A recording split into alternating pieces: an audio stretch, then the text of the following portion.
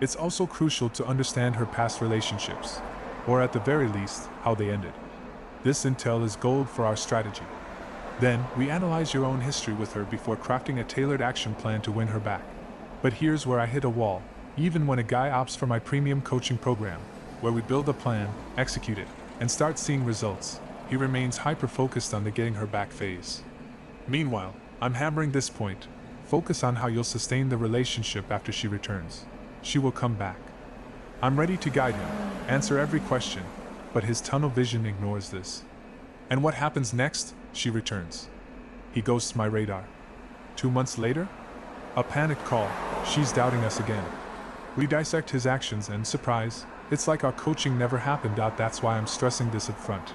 Your endgame matters to me. Because when I see you, I see my 18-year-old self, navigating heartbreak alone through years of trial and error. You don't have to. The results you want are within reach now. Drop a comment below. Detail your situation. I'll respond with key insights and actionable steps, and this could be your first step toward real, lasting change. Until then, stay sharp. Books and movies sell us a fairy tale version of love.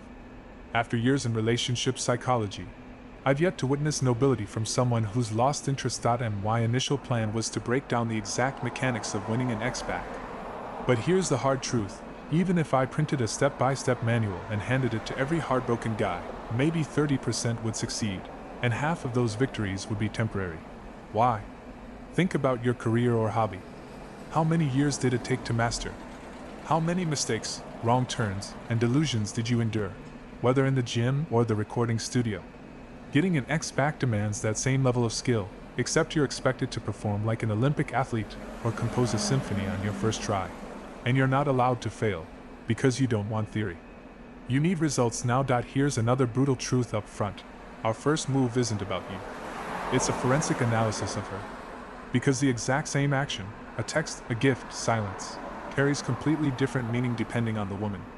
One girl sees flowers as romance. Another views them as desperation. Miss this nuance, and you're already losing. I tried to avoid conflicts and make her happy, but things only got worse. In relationships, the role of the diplomat belongs to the woman. It's her job to soften a man's temperament, the same temperament that allows him to be a provider in the outside world. The moment a man starts bending over backward to please her, to accommodate her every whim, he instantly loses her respect and her attraction. Then one day, I saw her ex calling her. She didn't pick up, but I got jealous anyway. She snapped at me, saying I was too controlling and restrictive, and we had a huge fight. Now, about jealousy. Everyone knows you should never show it. Not only does it scream insecurity, but it also implies you see yourself as inferior to the other man. The right move? Set clear boundaries early in the relationship. If she crosses them, you punish her, not out of emotion, but principle. Otherwise, you'll hear all the classics. We're just friends, you're so jealous. And the rest of the script we made up a few days later, and I'm sure you can guess who had to apologize. That dropped my value even further. We lasted about another month. She kept saying she wasn't sure what she wanted or if she even needed a relationship. Eventually, she texted me that we were done, refused to talk it out, and soon after, blocked me everywhere. I never expected this from someone so close. At this point, there's not much hope left. Good evening. Here's the situation. I dated a girl for 1 year.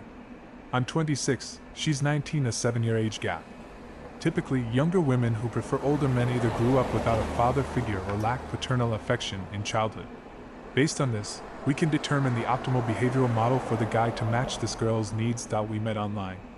For the first few months, she was practically chasing me. By the way, we slept together on our second date. Now, women are naturally monogamous. They select one mate from multiple potential partners. This selection happens through subconscious screening, where she creates barriers to test a man's worthiness before allowing seduction. This stems from primal instincts our brains haven't evolved to account for modern contraception. When a man succeeds in seducing a woman quickly, first, second, third date, he essentially bypasses these tests. That's why this guy initially held such high value in her eyes. After 7 months, she graduated college and started working. Problems soon emerge: constant fatigue, mood swings, taking frustrations out on me. Naturally, she began spending more time with friends. There are certain critical junctures in relationships that often trigger breakups: finishing school, graduating college, starting a new job, or changing careers. These transitions tend to expose and amplify existing relationship issues. But let's not digress into why this happens. And there are very concrete reasons for this. We evaluate a woman's suitability based on over 10 key criteria. Now, can you get an unsuitable girl back? Absolutely. Can you make her fall for you? Sure.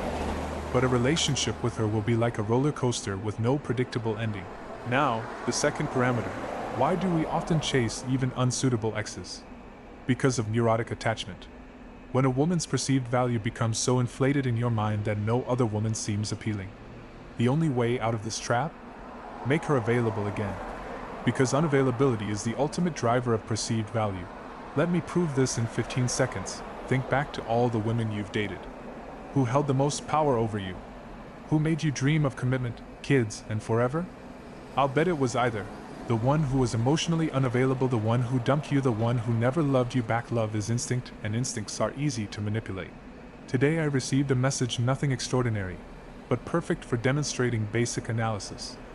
Here's what it said. In one case, her level of attraction, significance, decreased, while in the other it increased. But guys often make much more critical mistakes that lead to a loss of attraction and, ultimately, a breakup. Another common mistake guys make after a breakup is trying to talk things out with the girl, negotiating, compromising, seeking consensus, or even pleading how much they love her in hopes she might change her mind. This is absolutely the wrong approach. You might even recognize your own girlfriend's behavior in my words. Monday, she loves you. Tuesday, she says her feelings are buried deep inside. Wednesday, she's no longer sure about her emotions. Thursday, she wants a break, to think things over. Friday, she suggests staying. Just friends. Why does this seem so illogical at first glance? The answer is simple. Women make decisions based on emotions, not logic. So don't waste time trying to rationalize her behavior. More importantly, never let her be the sole decision maker about the future of your relationship. But by now, you might already understand the key to fixing this situation. To not just increase your significance, but flip it 180 degrees, making her need you, not the other way around. But now, let's address the real question. Should you even get her back? That depends on two factors. Over 50% of women are simply not fit for serious relationships. You might call me harsh, but the statistics back me up. Over 70% of marriages end in divorce. Over 80% if we exclude older generations, who stayed together out of obligation, not love. So before you chase her, ask yourself, is she really worth it? The most important, and essentially the only, reason for breakups is a critical drop in significance. That is, a loss of interest. Everything else, whether it's cheating or suddenly finding something fundamentally unacceptable in the other person, is just a consequence. And all our actions can either increase or decrease that significance. I love using real-life examples whenever possible. One such case happened recently. A guy and a girl are dating, and the scene takes place at his place. A conflict arises, and the girl starts packing up to leave. The guy stops her, and in doing so, makes a mistake. A week later, the same situation repeats, though the conflict is less serious. The girl starts getting ready to leave again, but this time, the guy and I had already discussed how he should act. So he doesn't react, he just sits at his computer, browsing the internet. The girl packs up, the door closes, and she leaves. 15 minutes later, the guy gets a text, "Are you going to drive me, or should I take the subway?" What do? We don't just not reply. We don't even read the message. I'll explain why later. Another 15 minutes pass, and the girl writes, "I took the subway." Another 15 minutes go by, and now she's calling, crying, asking, "Can I come back?" Why did this happen? The girl was sure the guy would try to stop her again, but he didn't. Why didn't we reply or even read the message? We didn't give her the chance to shift responsibility onto us. If the guy had replied, "No, I won't drive you," she would have just left. If he had read the message, she'd have known she was being ignored. Then it's 50-50. This example shows just how much the outcome depends on our actions. It's the same situation, the same people, just a week apart, yet the result is completely different. Hello everyone. If you're watching this video, chances are you're having problems with your girlfriend. Maybe she left you. I can promise you one thing, if you're someone capable of analysis and self-reflection, this video will give you plenty to think about. What are you feeling right now? Despair, depression, apathy? Because you can't see a way out of this situation. Many guys rush to see a psychologist right after a breakup. But why is it often pointless?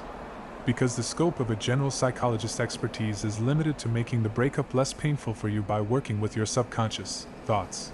And, as a result, emotions. There's some truth to that, but it can sometimes take years. I'm absolutely convinced that the most effective way to solve this problem, and the problem is the gap between what you want and reality, is to get your girlfriend back. And we'll make sure she comes back to you on her own. Where should you start? With understanding. Understanding that your girlfriend didn't leave you because of objective reasons or circumstances. If you were in a relationship, she was satisfied with you in every way, your personality, looks, who you are as a person. The issue lies elsewhere. In relationship psychology, there's a concept called significance and balance of significance. The balance of significance is the ratio of how much partners depend on each other, and it's never 50-50. There's always one person who's in the position of the needy one. This is the person who initiates reconciliation, smooths over conflicts, and invests more into the relationship.